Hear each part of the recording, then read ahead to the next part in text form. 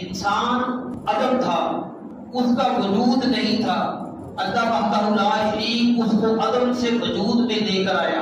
انسان کی ابتدا مٹی سے ہوئی ہے۔ ہم انسانوں کی جو اصل ہے وہ مٹی ہے، مٹی سے انسان کو پیدا کیا گیا، تراب سے مٹی سے انسان کو پیدا کر دیا گیا۔ نبات جو ہے، جو سبزہ جو ہے، جو سبزیاں جو ہم کھاتے ہیں، یہ اس کی غذا بن کر خون پیدا کرتا ہے۔ پہلا مرحلہ یہ ہے کہ انسان مٹی سے پیدا ہوا۔ دوسرا مرحلہ یہ ہے غذا استعمال کرنے کے بعد جب خون بن چکا تو پھر اللہ وحدہ لا شریک نے اسی خون سے ایک پانی کی بوند پیدا کر دی جس کو نطفہ کہا جاتا ہے، جو کہ ظاہری طور پر پلید ہے، نجس ہے، جسم پہ لگ جائے دھونے کا حکم ہے، گندگی ہے، غلاظت ہے، پھر اللہ وحدہ لا شریک خون سے نطفہ پیدا فرما دیتا ہے، اور نطفہ خون سے پیدا ہوتا ہے۔ اس کا مرکز کون سی جگہ ہے؟ قرآن یہ کہتا ہے کہ انسان کی پشت سے یہ نطفہ نکلتا ہے، عورتوں کے پستان سے اس کا آغاز ہوتا ہے۔ تو یہی دو قطرے ملتے ہیں تو اللہ وحدہ لا شریک انسان کا وجود پیدا فرما دیتا ہے۔ یہی نطفہ انسان کی پشت سے نکلتا ہے اور مادر رحم میں چلا جاتا ہے، میں رہ کر یہ علقہ بن جاتا ہے۔ علقہ کا معنی ہے جمع ہوا خون، جمع ہوا چوتھرا کہلاتا ہے۔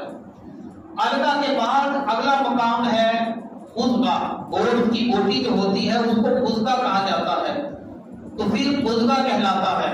مضغہ سے اگلا مقام جو ہے شکم مادر ہے، ماں کا پیٹ جو ہے اس کے اندر یہ اللہ وحدہ لا شریک اس کو وجود دیتا ہے اور اس میں ہڈیاں پیدا فرما دیتا ہے، اس میں اللہ وحدہ لا شریک روح پھونک دیتا ہے۔ اس حالت کو جنین کہا جاتا ہے۔ جب وضع حمل ہو جاتا ہے، بچہ پیدا ہو جاتا ہے تو پھر اس کو ولید کہا جاتا ہے۔ جب یہ دودھ پینے لگ جاتا ہے تو اس کو رضیع کہا جاتا ہے، جیسے کہ آپ کہتے ہیں کہ رضاعت اسی سے بنا ہے۔ جب دودھ پینے کے مقام پہ بچہ آ جاتا ہے اس کو رضیع کہا جاتا ہے۔ جب وہ بولنے کے قابل ہو جاتا ہے اس کو فطیم کہا جاتا ہے۔ جب وہ کھیل کود کے قابل ہو جاتا ہے پھر اس کا نام صبی ہو جاتا ہے۔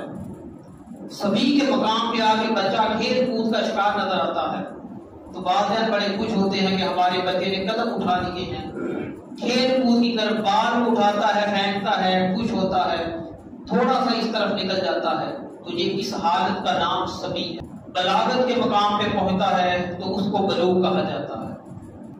اس کے بعد اگلا مرحلہ جو ہے جب وہ انسان آنکھوں کو باندھنے لگ جاتا ہے تو وہ غلام کہلاتا ہے۔ اس کے بعد اگلا مرحلہ جب اس کی عمر 30 سال ہو جاتی ہے تو یہ کہول کا مقام اس کے لیے ہو جاتا ہے، وہ کہول کہلاتا ہے۔ جب 30 سال کے بعد پختہ عمر ہو جاتی ہے، جب 40 سال عمر ہو جاتی ہے، 40 سال عمر میں اللہ وحدہ لا شریک نے اکثر انبیاء کرام کو نبوت سے سرفراز فرمایا تو اس کو پختہ عمر کا کہا جاتا ہے۔ رجل انسان کامل مرد بن جاتا ہے تو یہ عمر پختہ پن کی عمر ہے۔ اس کے بعد جو عمر ہے 50 سال کی، 60 سال کی، 65 سال کی، جب اس مقام پہ انسان آ جاتا ہے اس کو شیخ فانی کہا جاتا ہے۔ وہاں آگے یہ کبھی کبھار ایسا ہوتا ہے روزہ بھی اس کے لیے رکھنا مشکل نظر آتا ہے کہ شیخ فانی ہو چکا ہے، بوڑھا ہو چکا ہے۔ اس کے بعد انسان کی زندگی اس کے ہاتھ ہلنا شروع ہو جاتے ہیں خود بخود۔